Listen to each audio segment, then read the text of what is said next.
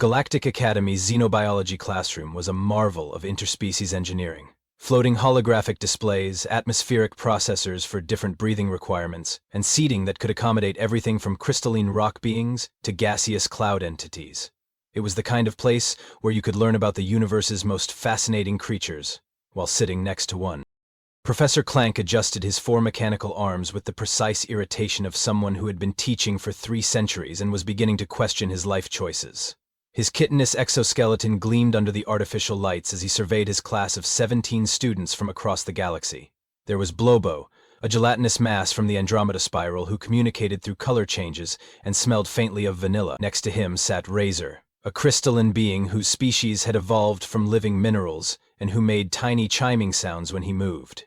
In the back row, Fluffington, a 6-legged mammalian creature covered in what looked like purple cotton candy, was already taking notes with all 6 appendages. "Today, class," Professor Clank announced, his voice carrying the metallic undertone common to his species, "we will be examining the apex predators of Sol 3, also known as Earth. This should provide excellent insight into evolutionary adaptation and survival mechanisms." The students murmured with interest. Earth was something of a legendary planet in certain academic circles, known for its biodiversity and the peculiar habit of producing species that seemed designed by a committee of sadists. That's when the classroom door burst open with the subtle grace of a small explosion. "Sorry I'm late, Professor. The cafeteria was serving those little blue cube things again, and I had to make sure they weren't trying to poison us." Jake Henderson stumbled in, his backpack catching on the doorframe, sending a cascade of papers and what appeared to be several energy bar wrappers across the floor. He was human, which meant he looked like every other human, unremarkable and soft, and completely incapable of surviving in any reasonable environment. His brown hair was disheveled, his clothes were wrinkled, and he moved with the casual confidence of someone who had never met a dangerous situation he couldn't accidentally stumble through. The class watched in fascination as Jake somehow managed to trip over his own feet while walking to his seat, knock over Blobo's hydration unit, and apologize profusely while making the situation worse by trying to clean up the spill with his sleeve. "Mr. Henderson," Professor Clank said, his voice carrying 3 centuries of barely contained patience, "how kind of you to join us. We were just about to begin our study of your planet's apex predators." "Oh, cool." Jake dropped into his seat, which was unfortunately positioned right in front of Razor, who had been peacefully meditating. The impact sent crystalline chimes throughout the room. "Are we watching the good stuff? Like, the really scary monsters?" Professor Clank's compound eyes focused on Jake with the intensity of someone trying to solve a particularly annoying puzzle. "Indeed. I trust you'll find the material educational." Jake grinned, completely oblivious to the fact that every other student in the room was now staring at him with the kind of morbid curiosity usually reserved for traffic accidents. "This is going to be great. I love nature documentaries." The irony, of course, was completely lost on him. Professor Clank activated the holographic display with a flourish that would have been impressive if his species hadn't evolved to make every gesture look like a mechanical ballet. The classroom dimmed, and suddenly they were all staring at what appeared to be an endless blue void. "Earth's oceans," Professor Clank announced, covering 71% of the planet's surface and home to some of the most terrifying predators in known space. The first creature materialized in the hologram, and half the class immediately recoiled. It was massive, gray, and moved through the water with the fluid grace of impending doom. Rows of triangular teeth gleamed in its mouth like nature's own chainsaw. "The great white shark," Professor Clank continued, clearly enjoying the horrified gasps from his students. "Apex predator of Earth's marine environments. Length up to 20 feet. Weight up to 5,000 pounds. Bite force 4,000 pounds per square inch." Blobo turned a sickly shade of green and made a sound like a deflating balloon.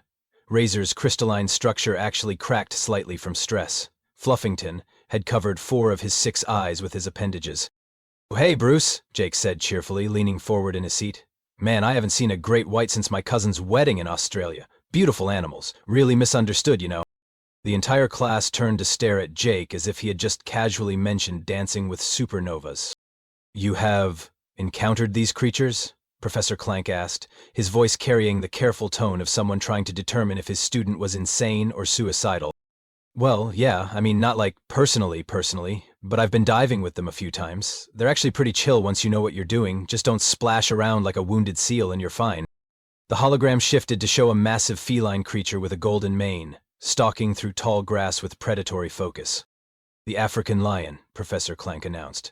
Pack hunter, territorial, capable of taking down prey many times its size. Simba!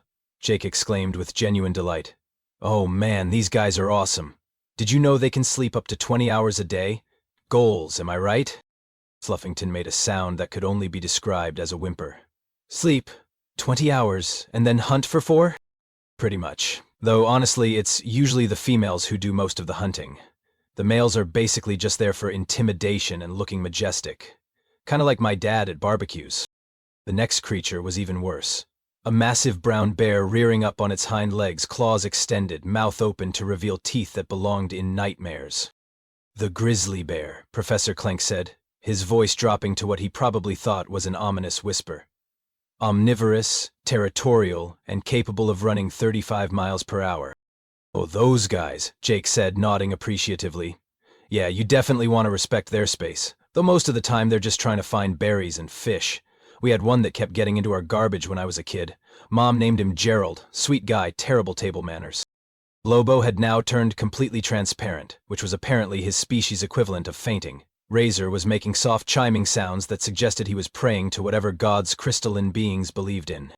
Your mother named the predator? Professor Clank asked weakly. Well, yeah. Can't just call him Hey Bear forever, right? That's just rude. The hologram cycled through more creatures, a massive saltwater crocodile that made the class collectively shudder, a Siberian tiger that prowled with deadly grace, a polar bear that looked like it had been designed by someone who thought regular bears weren't terrifying enough. To each one, Jake responded with the casual familiarity of someone discussing old friends. Oh, salties are grumpy.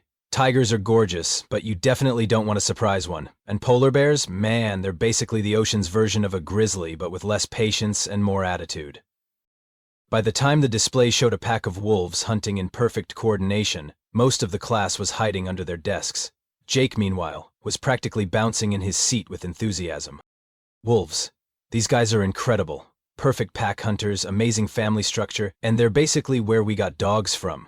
My neighbor has a husky mix that's like 70% wolf. Sweetest thing you've ever seen, but she'll steal your socks if you're not watching.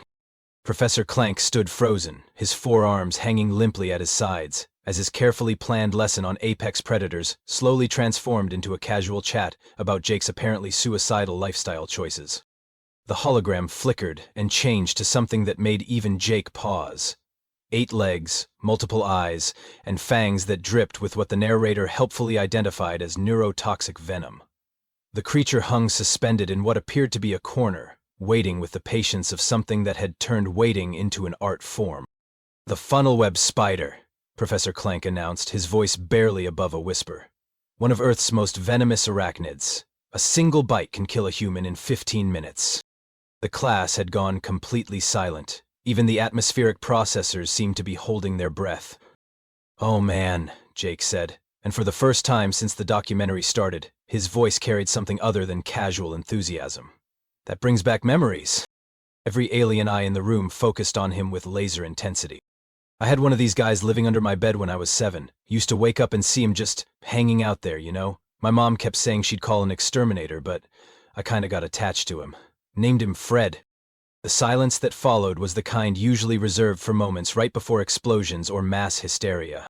You had one of these creatures as a pet? Razor managed to chime out, his crystalline structure vibrating with what could only be described as existential terror.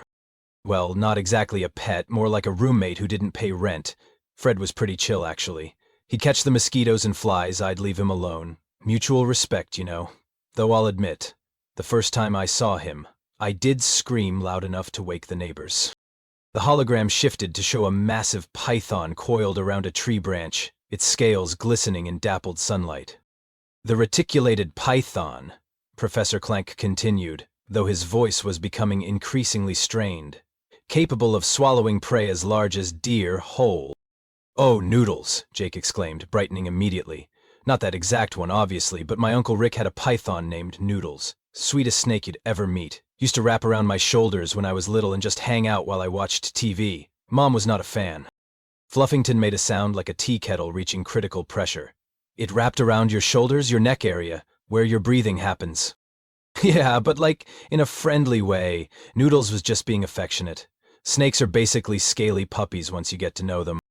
The documentary continued its parade of horrors. A black widow spider, which Jake remembered fondly as the one that lived in our garage and kept the place pest-free. A king cobra, which reminded him of a zoo visit where he'd been super impressed by how polite it was during feeding time. A massive anaconda, which brought up memories of a nature documentary he'd watched while eating cereal. Each of these creatures represents millions of years of evolutionary perfection, Professor Clank said, though he was starting to sound less like an educator and more like someone trying to convince himself that reality still made sense. They are designed to hunt, to kill, to survive, in the most hostile environments imaginable. I mean, yeah, Jake agreed, nodding seriously, but they're also just trying to live their lives, you know? Like, Fred wasn't under my bed because he wanted to murder me. He was there because it was dark and quiet and probably had fewer vibrations than the rest of the house. Smart guy, really. If I could have fit under there, I probably would have joined him. The hologram showed a scorpion, its tail arched in the classic striking position, venom glistening on its stinger. Desert scorpion, Professor Clank announced weakly, capable of surviving for months without food or water, and its sting can cause paralysis and death. Oh, these guys are everywhere back home, Jake said cheerfully. You learn to shake out your shoes before putting them on, though honestly, most of the time they're more scared of you than you are of them. Except for that one time, when I was 12 and found a whole family of them in my sleeping bag during a camping trip. That was educational. Blobo had now turned completely black, which his species only did in the face of imminent death.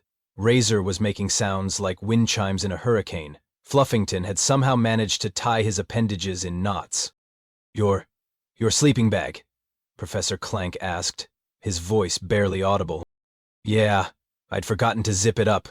Lesson learned. Though, I'll give them credit, they were very organized about it. Mama scorpion, Papa scorpion, and like 6 little baby scorpions all lined up in a row.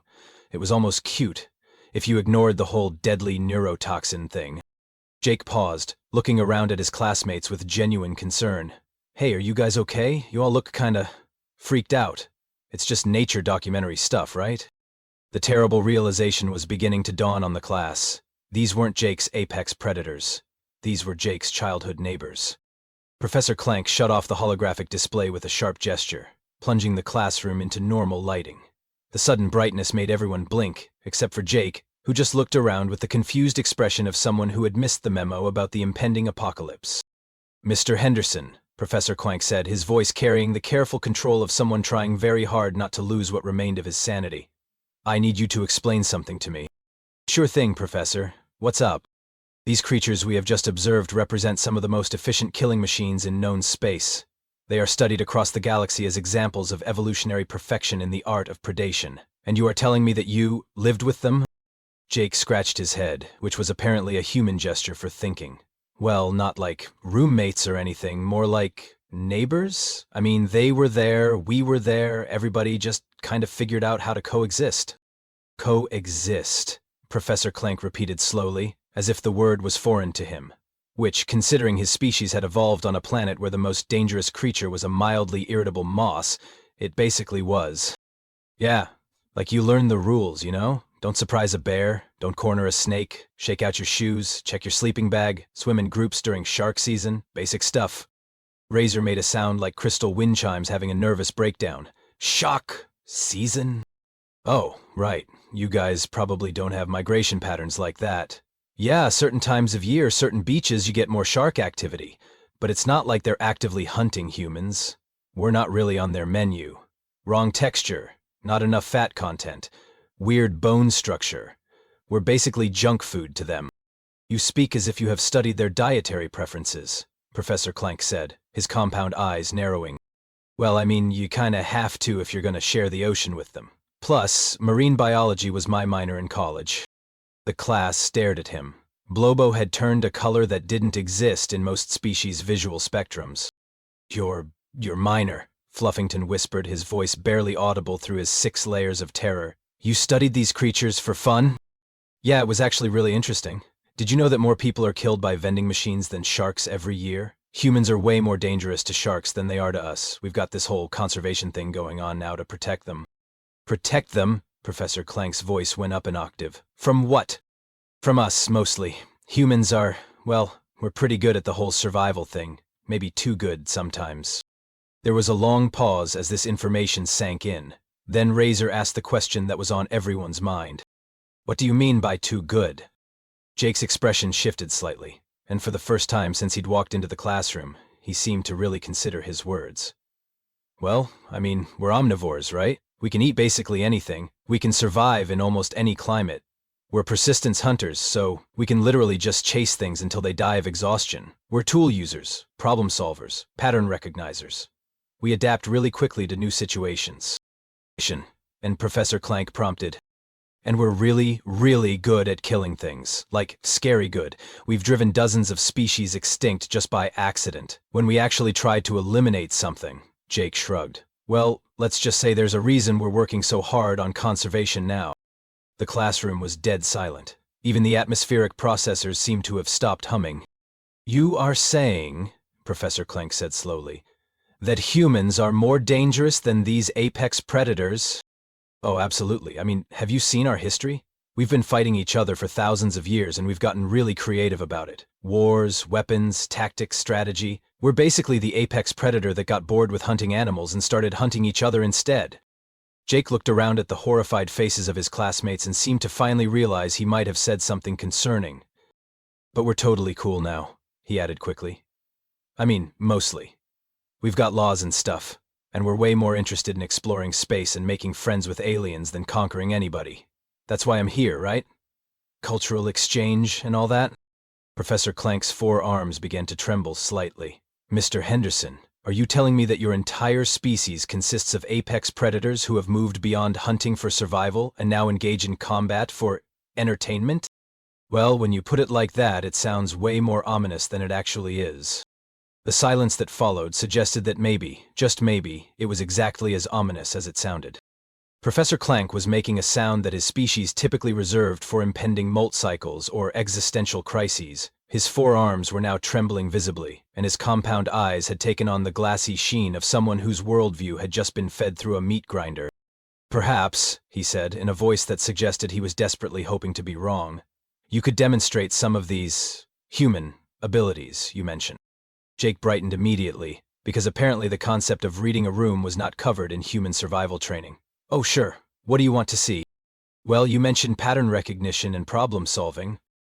Oh, that's easy stuff.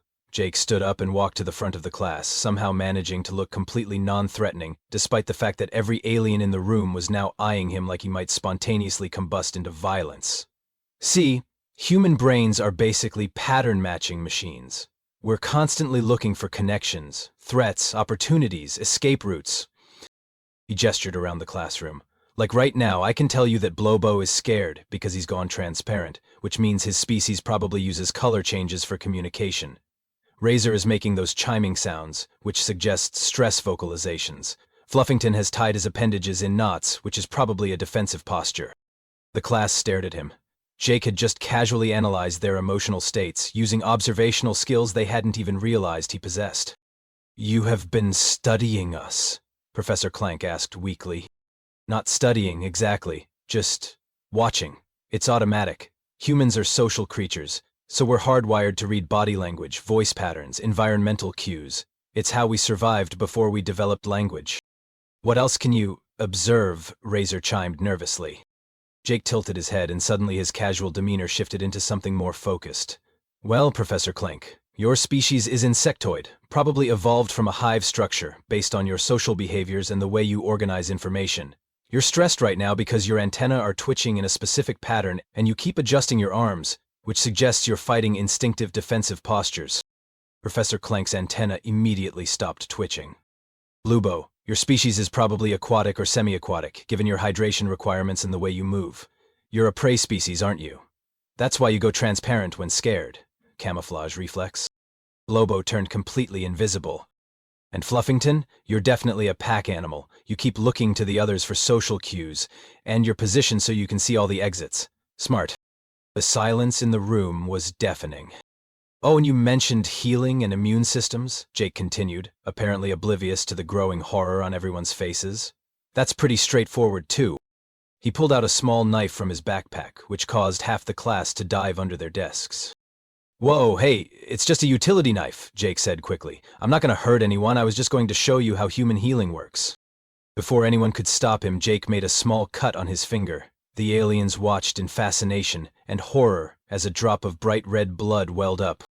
See, human blood carries white cells that immediately rush to any injury site. They fight off infection, start the clotting process, and begin tissue repair. Plus, our blood is full of iron, which is why it's red. Most species can't process iron like we can. As they watched, the tiny cut began to close almost immediately. Our immune systems are basically biological warfare units, Jake continued cheerfully. We're constantly fighting off viruses, bacteria, parasites, toxins. Most of the stuff that would kill other species, we just shrug off. Food poisoning, radiation, temperature extremes, atmospheric pressure changes. You fight off toxins? Professor Clank asked faintly. Oh yeah, all the time. Alcohol is technically a poison, but we drink it for fun. Caffeine is a neurotoxin, but we use it to wake up. Capsaicin, the stuff that makes peppers hot, is a chemical weapon, but we put it on our food because we like the way it burns. Jake paused, looking thoughtful. Actually, now that I think about it, most human cuisine is basically an exercise in consuming things that should probably kill us. We eat fermented vegetables, aged dairy products, raw fish, moldy cheese. Oh, and chocolate is toxic to most earth animals, but we love it. What about the persistence hunting you mentioned? Razor asked, his voice barely a whisper. Oh, that's the really cool one. Jake's eyes lit up. See, humans aren't the fastest or strongest predators, but we're incredibly efficient. We can run for hours without stopping. We sweat to cool down instead of panting, so we don't have to stop to regulate temperature. We can track prey across vast distances, and we can coordinate as a group to corner things. Jake started pacing around the room, his movements suddenly taking on a different quality. Where before he had seemed clumsy and harmless, now he moved with the fluid efficiency of something designed for pursuit. The thing is, most animals can sprint really fast, but they can't maintain it, so humans would just follow them. For hours, for days if necessary, just walking, jogging, tracking, never stopping, never giving up. Eventually the prey would collapse from exhaustion, and then, Jake shrugged, dinner. You would chase them until they died of fear and exhaustion? Fluffington whispered. Pretty much, though we prefer to call it persistence hunting. Sounds less terrifying. The class was now looking at Jake with the kind of expression usually reserved for incoming asteroids, or incoming asteroids. And you mentioned warfare, Professor Clank said, though his voice suggested he really didn't want to know the answer. Jake's expression grew more serious. Yeah, humans are. We're really good at organized violence. We've been doing it for thousands of years. Strategy, tactics, weapons development, psychological warfare. We turned fighting into an art form. Then a science. Then an industry. He paused, looking around at the terrified faces of his classmates. But like I said, we're mostly past that now. We're more interested in exploring and learning than conquering. That's why programs like this exist, right? To prove that humans can be peaceful. The irony of this statement, delivered by someone who had just casually demonstrated multiple apex predator abilities while his alien classmates cowered in terror, was apparently lost on everyone except the universe itself, which seemed to be having a good laugh at the whole situation. The class bell chimed, its cheerful electronic melody cutting through the atmosphere of existential dread like a knife through butter. Jake immediately started packing up his backpack, with the same chaotic energy he'd brought to everything else that day. Well, that was fun, he announced, shoving papers and energy bar wrappers into his bag with complete disregard for organization. Same time Thursday, Professor? Professor Clank stood frozen at the front of the classroom, his forearms hanging limply at his sides, staring at Jake as if he were watching a friendly neighborhood nuclear weapon pack up its lunch. Mr. Henderson, he said slowly, before you go, I have one final question. Sure thing, shoot. The poor choice of words made half the class flinch. If humans are, as you have demonstrated, apex predators of remarkable efficiency, why are you here? Why join a galactic community? Why not simply conquer it? Jake paused in his packing and looked genuinely confused by the question. Why would we want to do that? Because you could? I mean, I could probably eat nothing but pizza for the rest of my life too, but that doesn't mean it's a good idea. Jake slung his backpack over his shoulder, somehow managing to knock over a chair in the process. The thing about being an apex predator is that you get to choose what you do with that power, and humans figured out a long time ago that cooperation is way more interesting than domination. He looked around at his classmates, who were all still staring at him with various expressions of terror and fascination. Plus, you guys are awesome. Blobo, your species' color communication is incredible. I've been trying to learn it, but human eyes can't see half the spectrum you use. And Razor, the way your people process information through crystalline matrices is something we've been trying to figure out for decades. Fluffington, your species' pack coordination techniques could revolutionize our understanding of group dynamics. The aliens exchanged glances. Jake was talking about their abilities with the same casual enthusiasm he'd shown for Earth's apex predators. You see, Jake continued, warming to his theme, humans learned something important about being apex predators. The real power isn't in being the strongest or the fastest or the most dangerous. It's in being curious, in wanting to learn and grow and explore, in making friends instead of enemies. He headed toward the door, then paused and turned back. Besides, if we just conquered everything, we'd miss out on all the cool stuff, like this class. I learned so much about xenobiology today, and I got to hang out with you guys, which is way more fun than, whatever the alternative would be. Jake waved cheerfully and walked out, leaving behind a classroom full of aliens who were having to completely reconsider their understanding of the universe. Professor Clank stood in the sudden silence, his compound eyes tracking the space where Jake had been. After a long moment, he walked to his desk and began making notes on his holographic display. "Note to self," he muttered, his voice carrying the shell-shocked tone of someone who had survived something that probably shouldn't have been survivable. "Revise curriculum. Add section on human socialization patterns. Emphasize that apex predator status does not necessarily correlate with aggressive expansion behavior." He paused, then added, "Also, request hazard pay." Professor Blobo had slowly begun to return to his normal blue-green color, though he was still translucent around the edges. "Professor," he said, his voice carrying the careful tone of someone testing whether reality was still functioning properly, "are all humans like that?" "I'm beginning to suspect," Professor Clank replied, "that Jake Henderson may actually be one of the less dangerous examples of his species." This statement caused Razor to emit a sound like wind chimes in a tornado. "However," Professor Clank continued, pulling himself together with visible effort, "I think we can also conclude that humans have evolved beyond their predatory instincts towards something more collaborative. This Jake character seems genuinely interested in friendship and learning, despite his rather alarming capabilities." Fluffington untied 3 of his 6 knotted appendages. "So they're apex predators who chose to be friendly." "It would appear so." "That's actually kind of impressive," Razor chimed thoughtfully. "I mean, terrifying, but impressive." Professor Clank nodded slowly. "Indeed, though I think we can all agree that future interactions with humans should be approached with a healthy respect for their unique background." As the students filed out of the classroom, each lost in their own thoughts about the implications of sharing a galaxy with friendly apex predators, Professor Clank made one final note on his display. "Personal reminder, never, under any circumstances, ask a human student to demonstrate their harmless abilities again. Some knowledge is too dangerous for academic curiosity."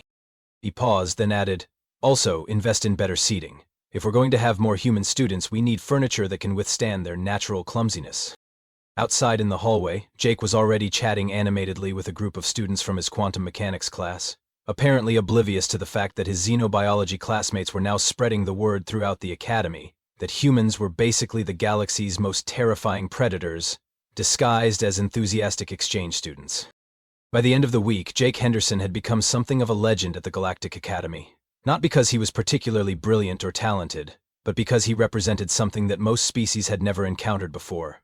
An apex predator who used his power to make friends instead of enemies. And if that wasn't the most human thing in the universe, nothing was.